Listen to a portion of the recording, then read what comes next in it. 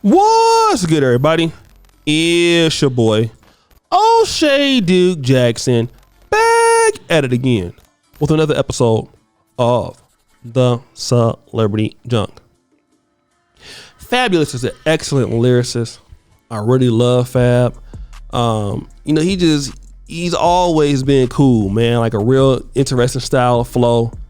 And, Fabolous also is not just a great rapper. He gets it in. Like, he's a ladies' man.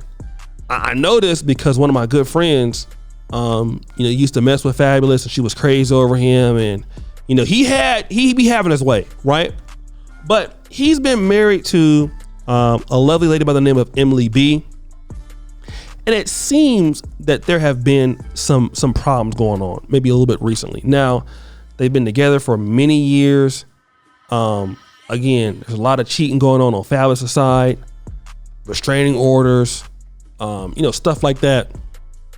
But it appears that it could be going down the lonely path.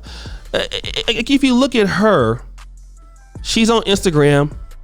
Now, in this photo, I'll stop the show. She's by the sea. I wouldn't have been taking a photo like that because if your ass jump into that sea, it's all over. Okay, I wouldn't have been, whatever. But anyway, she's taking all these little Instagram booty pictures and stuff like that.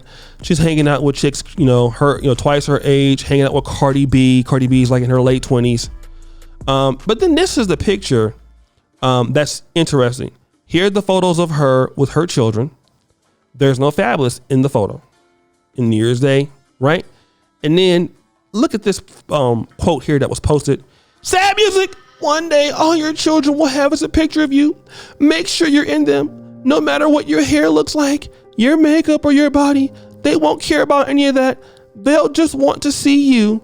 So that might be an indication that he doesn't see his kids. He's not around as much as he needs to be. But then if you look at Fabolous, he puts this. Sad music. A man can also lose himself trying to make an ungrateful woman happy. You can't be great with the ungrateful. All right, so let me just say this. I don't know for sure if this is true, and again, this is media takeout. But I do want to talk about this from a more of a mature, logical understanding, and being in the manosphere and the red pill communities where a lot of guys are more or less, I'm not saying all, but let's say anti-marriage, anti-relationships.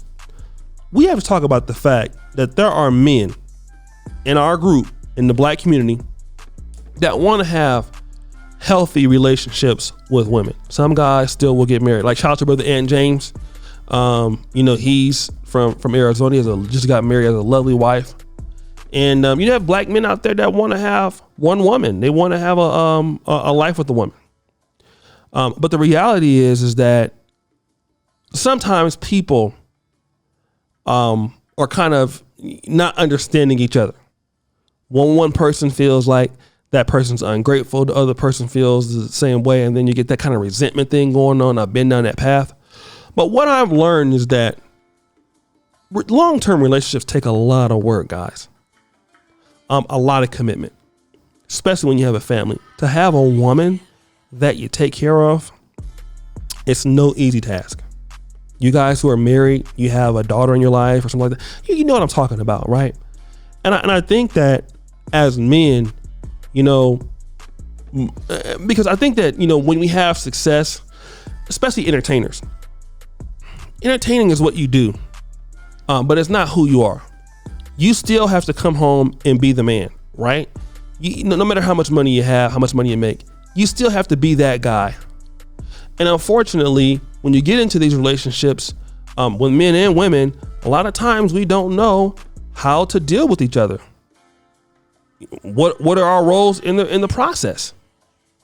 And once you don't figure that out, it becomes to a place of resentment. And I think that a lot of times, and especially in today's world, there's not a lot of information really on effective communications, especially in the relationships in the black community. Even though his wife must be either Puerto Rican or Dominican, But, you know, a lot of guys who are married, I hate to say this, you know, relationships are like, you can't have your cake and eat it too. I know guys want to hear that, but it's not logical. There's certain things you got to give up to do anything. Sacrifices. And it's an ongoing sacrifice. Being a husband, a man, a leader is a sacrifice for that ass. And for her, you know, the decision that it looks like she's taking right now is like, well, I'm going to get back out in the streets. I'm going to enjoy myself, enjoy my time. But it's like, boo, you're 41. You have 3 kids. I mean, that might work for right now, but if you would have made this decision, you probably should have made it like 15 years ago. Because, you know, a lot of times, let me say this. A woman who's been through as much as she has been through, imagine you're the guy that's dating her now. Like, forget the fact that she's 41 and she has 3 kids. Let's leave that alone. I mean, that's obvious. But look at the distrust she may have for certain guys. Because like a lot of women like this, when they get into a situation where it's bad, a lot of women don't have enough self-esteem to say, well, you know what? This guy is not really what I want. He's not good for me, but I'm going to stay and try to change him. Then when the relationship gets so bad where there's resentment and you like really hate this person or that person hates you, then when you go out, it's kind of hard for a person to be bitter still. So the next person has to pay for the fact that you couldn't walk away. So then you're, you know, rude to them. You're accusing them of stuff. You're insecure. And a lot of men in particular, especially in the black community, we get a lot of that, you know, especially when you date somebody new, like they were with the wrong person and stay a little bit too long.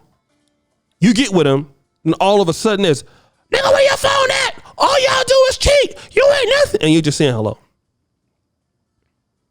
Now everybody got to pay for it. You know? And I think that a lot of times, you know, being committed and wanting to make the investments, it also depends on who you making the investment with. Like, do you give the best years of your life? I'm talking about male and female, to somebody who is, you know, unappreciative of you, you know, doesn't respect you as a person and doesn't respect your boundaries. Did you, you know, first of all, did you even set any boundaries? Like, this is what happens. And then when you give your best to people who are undeserving, then fundamentally, what ends up happening is that you continue, you almost become ruined for the next person ever.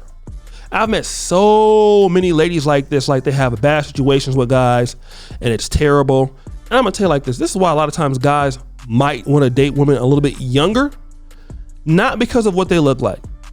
Yeah, younger women are typically more attractive, younger people in general. But the thing that separates younger women from women that are older is like maybe the trauma is not so bad.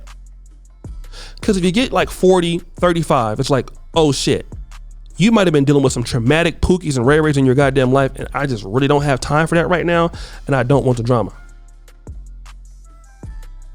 And still, you've never learned how to be in relationships.